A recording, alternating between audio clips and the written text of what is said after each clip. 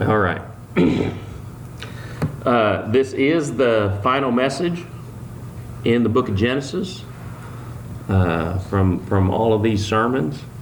Last week, we left Joseph in an Egyptian jail cell, sentenced to life without parole after being wrongly accused of attempting to assault the wife of the Egyptian leader. He was in jail, but quite amazingly, he was able to thrive in this environment. Look at Genesis chapter 39. Genesis chapter 39, verses 21 through 23. It says this: "But the Lord was with Joseph and extended kindness to him.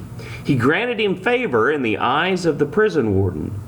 The warden put all the prisoners who were in the prison under Joseph's authority, and he was responsible for everything that was done there. The warden did not bother with anything under Joseph's authority, because the Lord was with him, and the Lord made everything that he did successful." We saw in the first act of Joseph's story that no amount of injustice or mistreatment could separate him from God's favor. God was with Joseph through it all, and he continued to bless Joseph through it all. And that's because Joseph had long since decided that it was better to pay the price for doing right than to reap a reward for doing wrong. And when there was a price to be paid, such as being sold into slavery by his own brothers, or being wrongfully accused by his employer's wife, he continued to trust God, because he knew that even in the midst of the mistreatment that he was undergoing, God controlled the current of the sea that he was sailing on.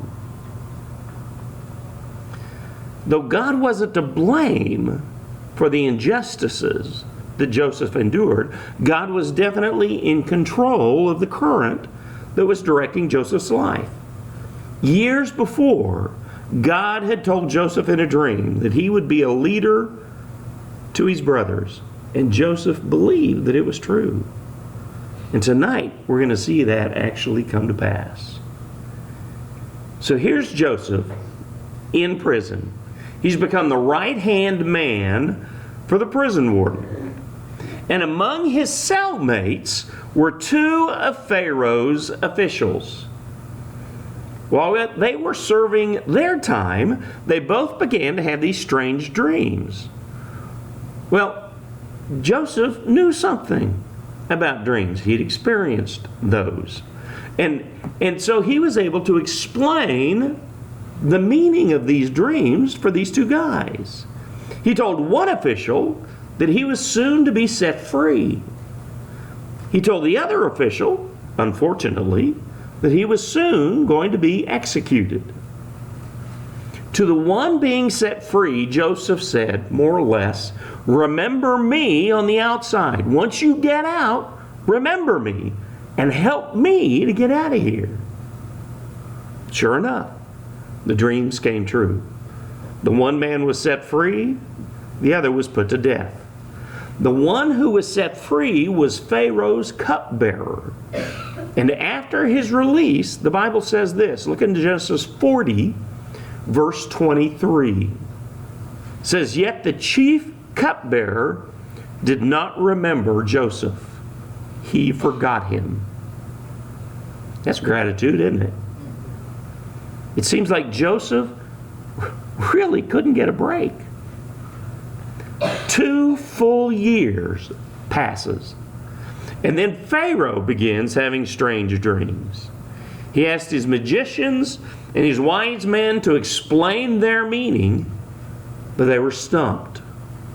And then the cupbearer remembered Joseph, finally.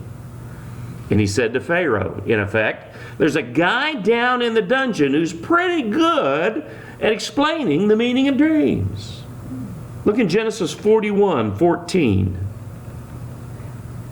It says, "Then Pharaoh sent for Joseph And they quickly brought him from the dungeon. He shaved, changed his clothes, and went to Pharaoh. Joseph listened to Pharaoh's dreams, and with God's help, he was able to give him this interpretation. He said, there's going to be 7 years of abundance that are coming to Egypt, followed by 7 years of famine. Then he said, what I suggest you to do is that you find a wise man to put in charge of all the land, collecting food and then storing it away so that Egypt won't be ruined when the famine comes. The Pharaoh took a long, hard look at Joseph and said, you're the guy. You're now going to be my second in command. Since God has made this known to you, I'm going to put you in charge of my palace and the whole land of Egypt.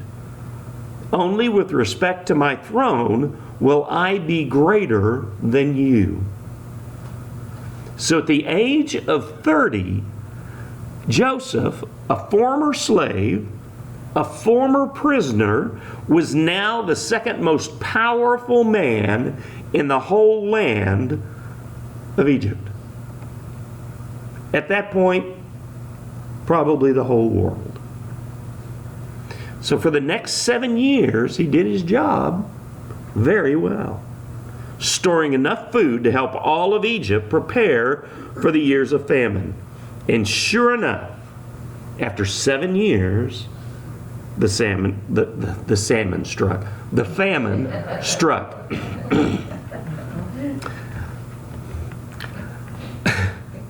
Now, go back to Canaan, where Joseph's family lived. The famine affected that country as well. Joseph's father, Jacob, heard that there was plenty of food in Egypt. So he sent 10 of his sons on a journey to buy grain. Now, these were Joseph's half-brothers. His full brother, Benjamin, stayed home. Look at Genesis 42. Genesis 42, verses 6 and 7. It says, Joseph was in charge of the country. He sold grain to all its people. His brothers came and bowed before him with their faces to the ground. When Joseph saw his brothers, he recognized them. But he treated them like strangers and spoke harshly to them. Where do you come from? He asked. From the land of Canaan to buy food, they replied. So Joseph recognized his brothers, but they didn't recognize him. And in the next series of events in this story, Joseph's motives seem a little bit difficult to discern at times. Now, maybe he was still working out some kind of a strategy for dealing with them. Maybe he was just testing them to determine whether or not they were going to be honest with him. But clearly, his long-range plan was to try to reunite with his family. Not only with his brothers, but with his father. Joseph accused them of being spies. And he said, one of you needs to stay here as a hostage while the rest of you go home and bring back your youngest brother. They didn't really have much of a choice. So they reluctantly agreed. They took the grain that they had purchased and left. And when the brothers got back to Canaan and told their father, Jacob, what had happened, and that they had to return with Benjamin, Jacob more or less said, forget it. You're not taking Benjamin away from me. That's just not going to happen. But eventually, the grain that they had brought back ran out. The grain that they had purchased in Egypt was gone, all used up. And to prevent his family from starving to death, Jacob was forced to agree to allow Benjamin to go on the next journey to Egypt to get more grain. When Joseph learned that his brothers had returned, he invited them to have lunch with him in the palace. He asked about his father, if he was still alive. And when he saw Benjamin, his younger brother, he was overcome with emotion and had to leave the room because he was weeping. He didn't want them to see. When he regained his composure, he came back and he said, "Let's eat." Joseph had made seating arrangements for all of them. And the brothers were shocked to discover that they had been seated in order of their ages. When the food was served, Benjamin was given more food than anybody else. Later, after the brothers purchased the grain they needed, Joseph told his steward to put the money that they had paid for the grain back into their sacks and to plant a silver cup, Joseph's silver cup, in Benjamin's sack. The men received their grain and they began their journey home. But before they had gotten very far from the city, Joseph sent his soldiers after them. Their bags were inspected, and Joseph's silver cup was discovered. And all the brothers were arrested. They pleaded their innocence before Joseph. And he said, "Only the one who had the cup in his possession has to remain here as my slave. The rest of you can go." Of course, Joseph knew that it was Benjamin, his younger brother. Now, I don't know exactly what his reason was for staging this little event. Maybe it was an elaborate scheme to try to rescue Benjamin from the brothers who Joseph remembered as being very hateful towards him. But I don't think he was prepared at all for what happened next. His older brother, Judah, the one whose idea it was to sell him as a slave, broke down before him and said, "Please don't take my youngest brother. Take me instead." And Joseph simply couldn't control it any longer. So he said to his brothers, I'm Joseph. I'm your brother." And he asked, is father still alive? Well, his brothers were naturally terrified. They were scared to death because they probably assumed that they were about to pay for what had happened to him so long ago. Joseph told them, however, not to worry. He explained that 5 more years of famine were to be expected. And he wanted all of them to come and to live in the land of Goshen, to be near him, and he'd take care of them. Look at Genesis 45, verses 13 through 15. He says, "Tell my father about all my glory in Egypt and about all you have seen, and bring my father here quickly." Then Joseph threw his arms around Benjamin and wept, and Benjamin wept on his shoulder. Joseph kissed each of his brothers as he wept, and afterwards his brothers talked with him. So Jacob made the journey to Egypt. Joseph and his brothers were reconciled, and the family survived the famine together. For 17 years, Jacob lived in Egypt before he passed away. And with Jacob gone, Joseph continued to show kindness and mercy to his brothers.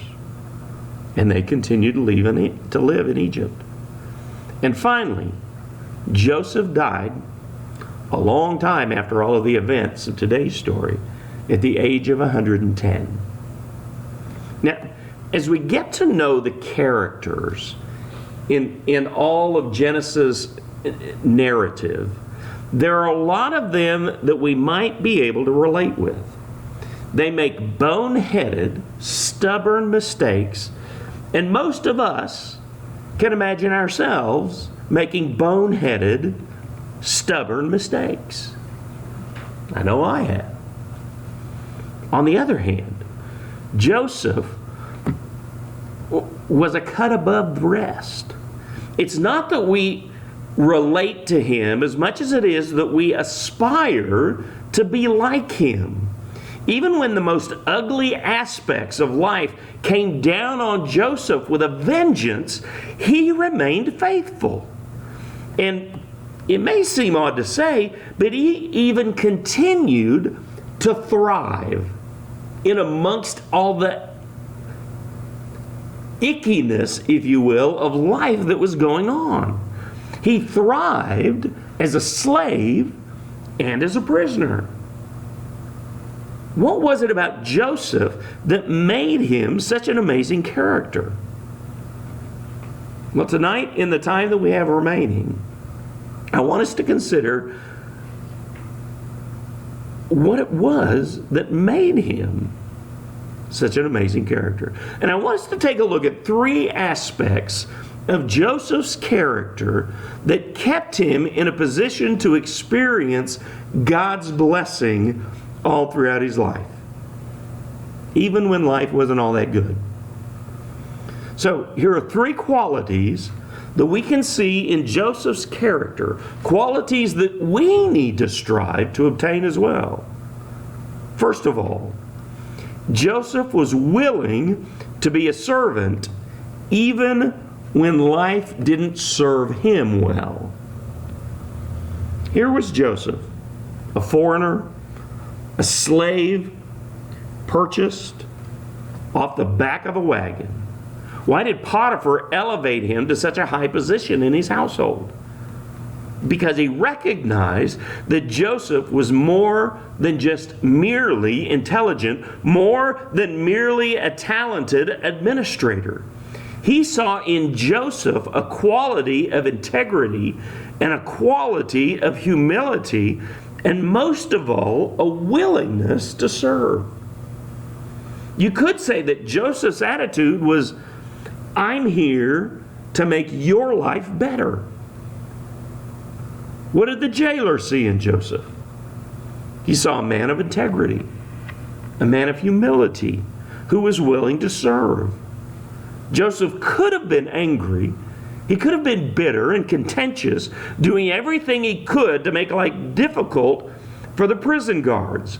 Instead, he chose to look past his circumstances and to look for an opportunity to serve. Joseph's attitude was to the jailers, I'm here to make your life better. The same could be said of Pharaoh. Pharaoh didn't see Joseph as a threat to his throne. He saw in Joseph the opportunity to increase the greatness of his administration. That's because Joseph's attitude with the Pharaoh could be described as, I'm here to make your life better. Joseph was willing to be a servant, even when life didn't serve him well. Jesus said, the Son of Man did not come to be served, but to serve. And he demonstrated that attitude when he washed the disciples' feet.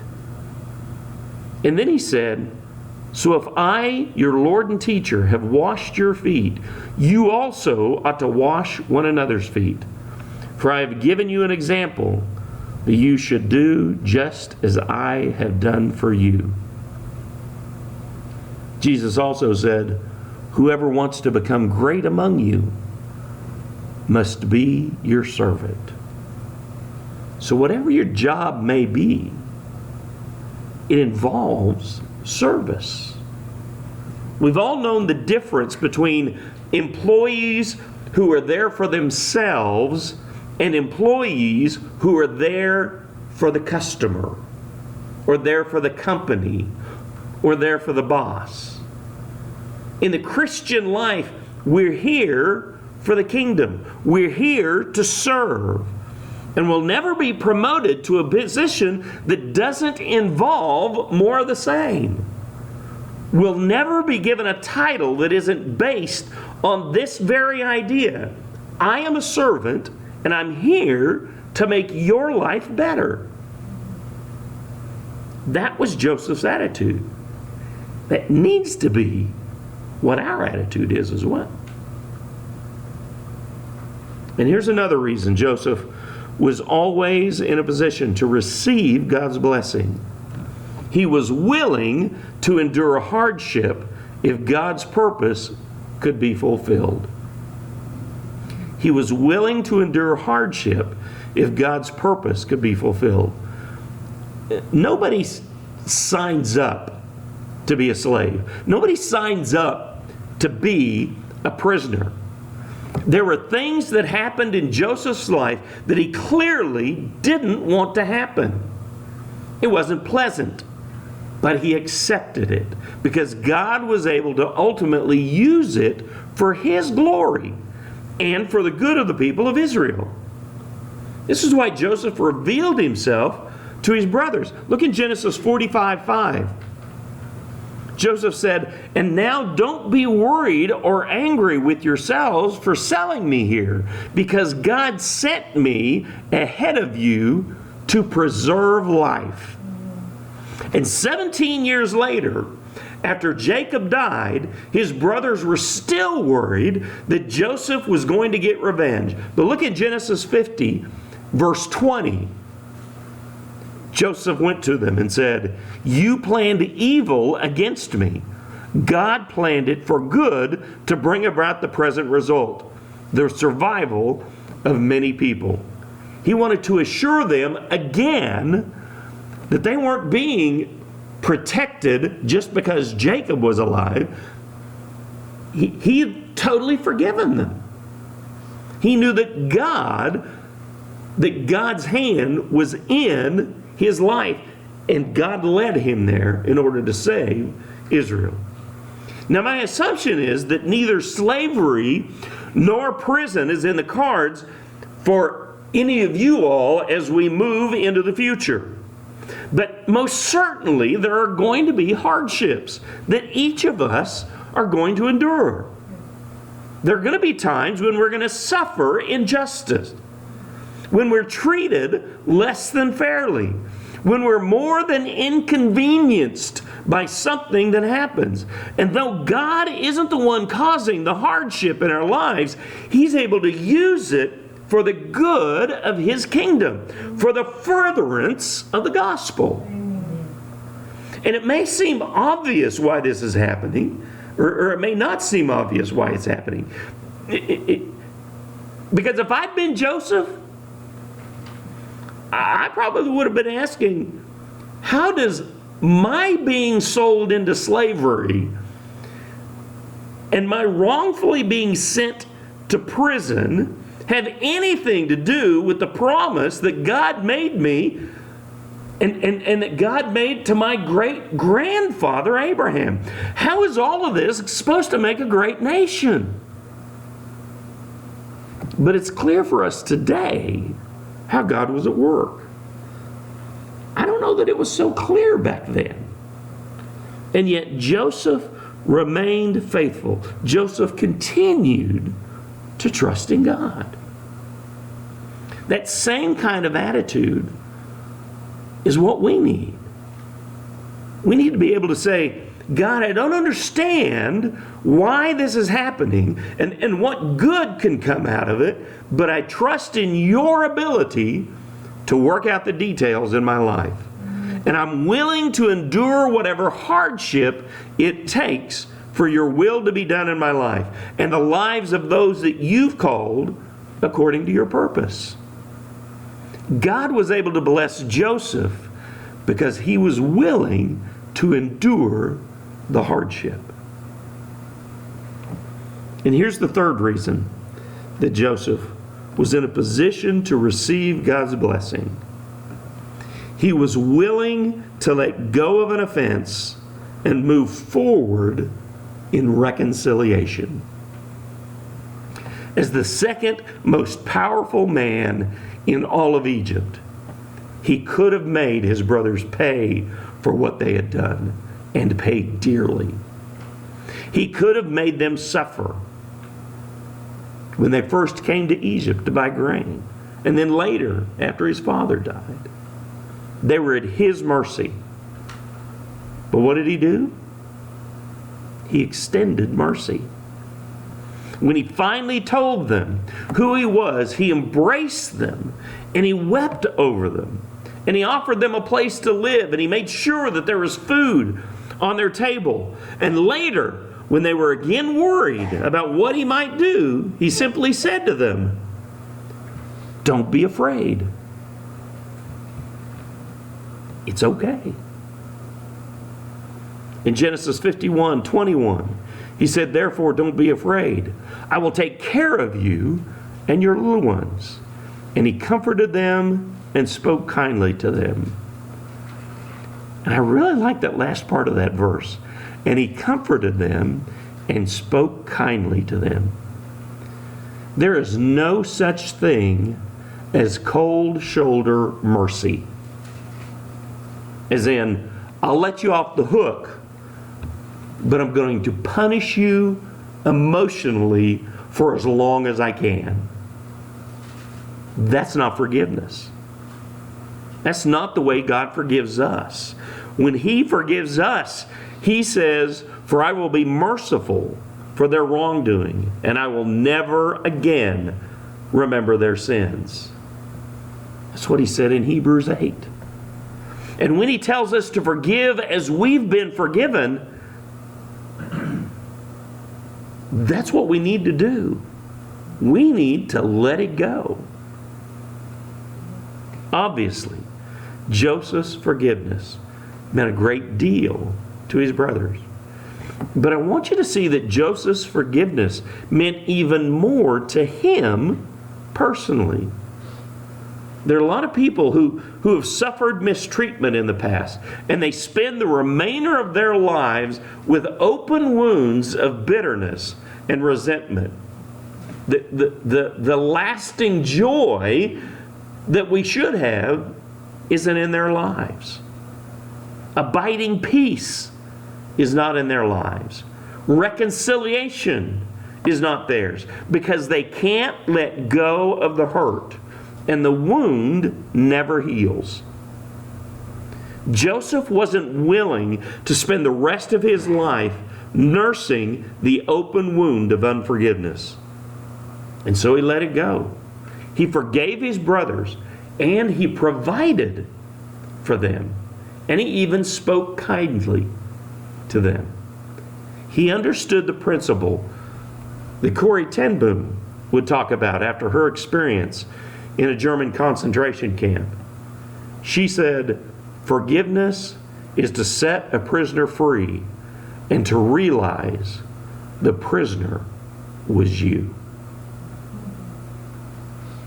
God was able to pour out his blessings on Joseph because Joseph was willing to show mercy to those who had hurt him most. Throughout this whole book of Genesis, we've seen how God has extended mercy to his people again and again and again. Even the repeat offenders. He keeps loving them. He keeps guiding them and giving them a second and third and fourth chance.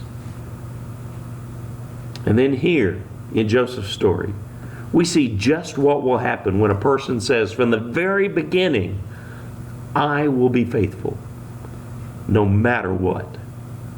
It doesn't guarantee Joseph an easy life, because frankly, there is no such thing.